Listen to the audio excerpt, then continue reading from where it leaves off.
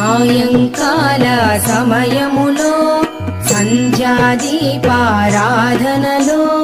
వచ్చును తల్లి మహాలక్ష్మి, వచ్చును తల్లి వరలక్ష్మి. కాళ్లకు గజ్జెలు కట్టింది, మెడలో హారము వేసింది, పిలచిన వెంటనే పలికింది, అడిగినదంతా ఇచ్చింది. సాయంకాల సమయములో సంధ్యాదీపారాధనలో వచ్చును తల్లి మహాలక్ష్మి, వచ్చును తల్లి వరలక్ష్మి.